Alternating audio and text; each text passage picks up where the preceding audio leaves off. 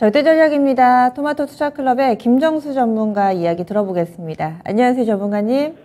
네, 안녕하세요. 반갑습니다. 정수투자 김정수 전문가입니다. 네, 오늘은 어떤 이야기 전해주실지 먼저 한마디로 정리를 해주시죠. 수요일하고 같아요. 달러 강세, 금리 인상 기조 속 기업들의 주가 밸류 차별화 두 번째, 이렇게 정해봤습니다. 지난번 수요일에도 제가 앞부분을 이해가 약간 바로 가는데 뒷부분은 좀 설명이 필요합니다라고 말씀을 드려서 이 부분에 착안해서 또 몇몇 기업들 예를 들어서 설명을 좀 해주셨죠. 그렇다면은 이어서 들어볼 만한 내용들 어떤 것들이 있는지 좀 더 설명을 해주세요. 네, 지금 우리가 주식 투자하시는 분들의 입장에서 한번 생각을 해보면 하루가 멀다 하고 계속 호재하고 악재가 쏟아지는 것 같아요. 그러니까 이제 되게 헷갈리죠. 시장은 급락하는 것 같으면서도 종목은 갑자기 좀 급등 나오는 주식이 있다거나, 그 다음에 전지점을 깨거나 추세가 무너졌는데 갑자기 그 다음에 돌아서는 흐름들이 나온다거나, 이게 반복되다 보니까 지금 시장은 좀 체력적으로 좀 많이 좀 떨어질 수 있다. 이렇게 저는 생각을 하거든요. 그러니까 지금 주식 투자하시는 분들의 입장에서는 많이 좀 지칠 수밖에 없지 않나, 이런 생각을 하는데 저는 그게 당연하다라고 생각합니다. 예. 왜냐하면 앞서 제가 그 지수 전략을 여러분들에게 이제 제시를 해드리면서 이런 말씀을 좀 드렸었는데요. 우리가 6월 달에서 이제 7월 달 첫 번째 대규모 신용 청산이 됐었던 구간은 공포를 주는 구간이에요.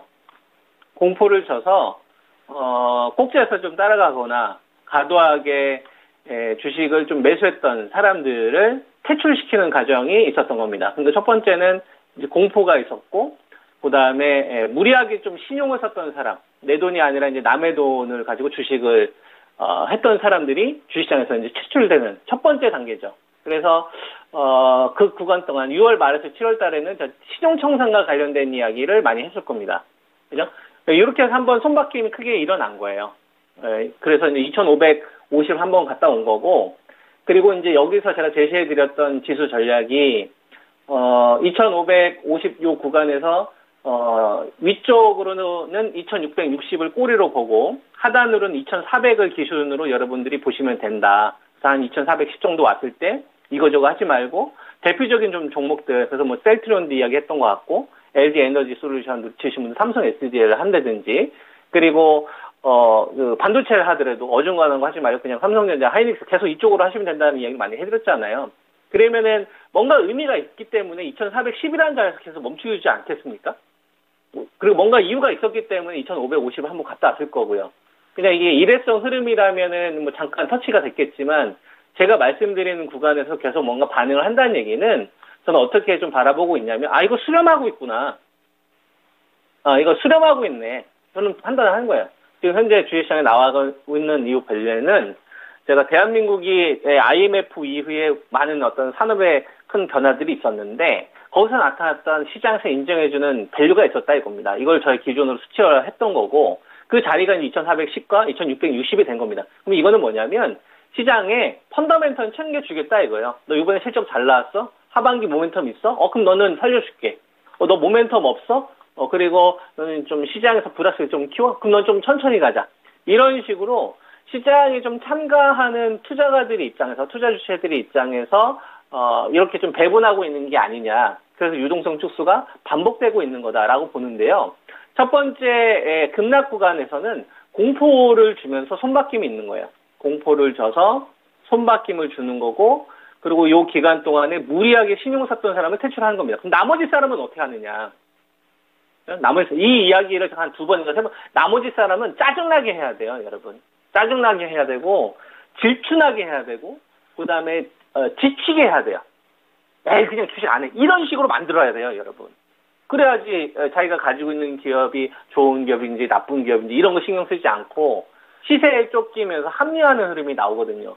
그러니까 지금 같은 구간은 짜증날수록 횡보할수록 이게 당연하다고 생각을 해야 됩니다. 왜냐하면 신용을 안 쓰고 남아있던 사람들이 가지고 있는 이 물량들이 교체가 되려면 당연히 지금 시장에서 필요한 거는 뭐냐면 공포 이상의 짜증과 질투를 줘야 된다 이걸 먼저 인지를 해야 됩니다. 우리가 살고 있는 건 자본주의니까. 이런 이야기를 제가 한 두세 번 정도 이 방송을 통해서 여러분들한테 했던 것 같아요. 그게 지금 당연히 나타나고 있는 거예요. 이걸 염두하고 시장을 봐야죠.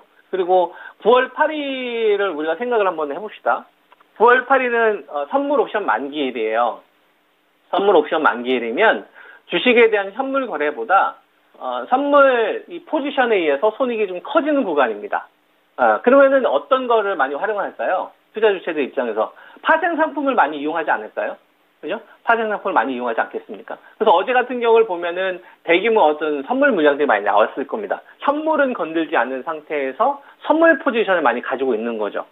그러니까 지금 현재 시장에서 나와 있는 거는 체력도 떨어졌겠다. 그 다음에 기업에 대한 등락도 좀 많이 나빠졌겠다. 이러다 보니까 본질을 그냥 엉뚱한 데다 보는 거예요. 그러니까 다수의 개인 투자가들은 그냥 짜증나게 하거나 지치게 만들고 정작 중요한 산업의 큰 변화들을 다 놓치게끔 하는 거죠. 우리는 그럴 때부터 중심에 서야 된다. 이런 말씀 저는 계속 좀 드리고 있는 거고. 그래서 신호탄을 누가 만들어 가느냐가 전 되게 중요하다고 생각을 합니다. 자, 종목으로 우리가 좀 예시를 좀 들면서 제가 말씀을 좀 드리도록 하겠습니다. 한번 보세요. 우리가 배터리 같은 경우에는 LG 에너지 솔루션과 SKC를 한번 비교를 해보세요. LG 에너지 솔루션은 신고가인데요. LG 에너지 솔루션은 신고가인데 SKC는 신저가입니다. 그죠? 네, 그리고 포스코 케미칼이나 그다음에 삼성 SDI 같은 경우에는 그래도 시장을 좀 이기는 흐름 정도. 그래도 어쨌거나 좀 시장보다는 좀 상승하는 방향이 좀 있지만 뭐 일진 머티리얼즈 같은 기업들이나 이런 기업들 또는 뭐 엔캠이나 이런 업체들. 그죠? 또는 이제 후성 같은 배터리라고 하더라도 여러분들 똑같이 보이진 않죠. 다르지 않습니까? 그러니까 배터리가 우리가 작년도까지만 하더라도 다 같이 갔었는데 갈라지잖아요.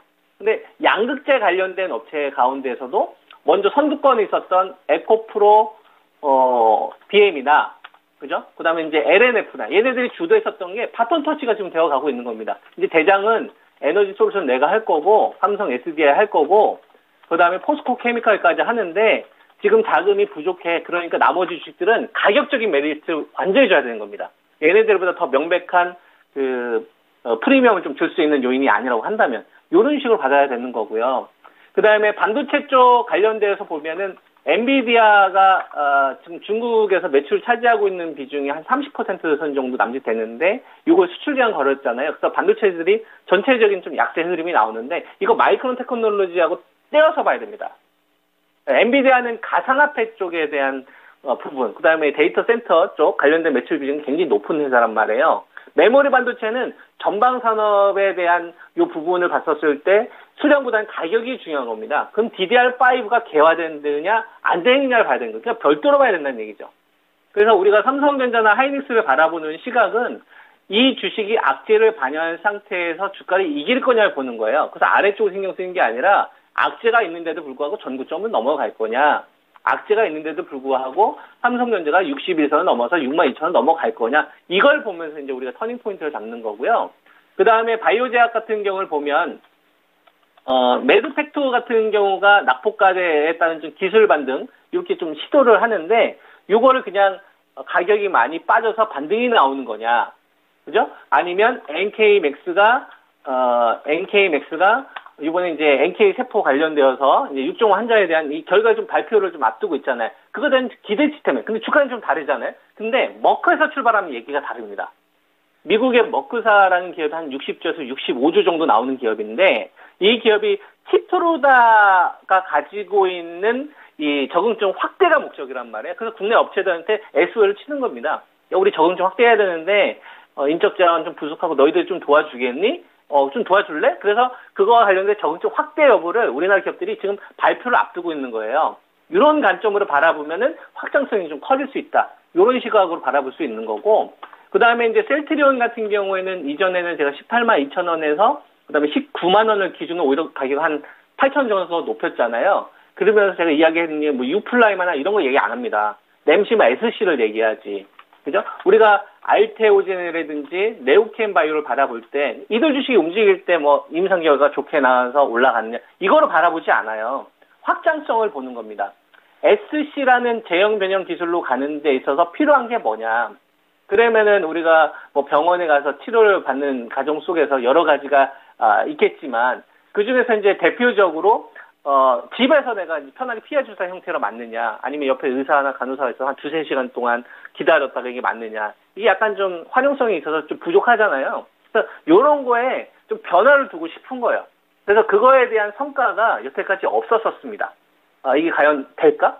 세포치료제나, 그 다음에 세포치료제나, 그 뭐 유전자 치료제 쪽으로 R&D는 되게 많이 키워놨거든요. 우리나라가 2017년도, 18년도에. 근데 여기서 더 나아가지를 못한 거예요. 왜냐하면 이거 풀어줄 수 있는 이 기전이 아직 안 나왔기 때문에. 근데 엘라엘람이 이번에 성공한 겁니다. 엘라엘람이라는 기업이 임상 3성에 성공하면서 50% 폭등하면서 이 흐름을 바꿔버린 거예요. 그러면은 빅파마들 입장에서는 돈이 많잖아요. 그러면 이 저금통 확대로 갈 수 있겠느냐? 그럼 우리 한번 쉽게 한번 가보자. 대중성으로 가보자. 그래서 이 대중성을 키우는 데 있어서 필요한 플랫폼 기술 업체들이 필요한 겁니다. 그래서 레오켄 바이오라든지 올리스 같은 주식들이 그래서 움직이는 거고요.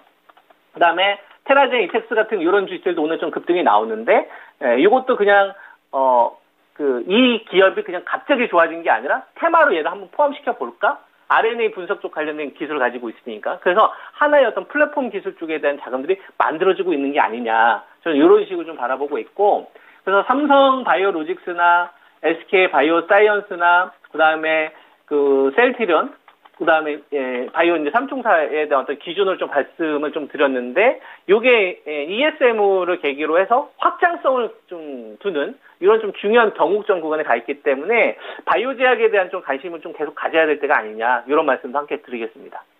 네, 알겠습니다. 바이오제약 학회 때문에 요즘 관심 있으신 분들 많으실 텐데 이렇게 자세한 얘기 해주셔서 도움 많이 받으셨을 것 같아요. 한 주간 수고 많이 하셨습니다. 예, 감사합니다.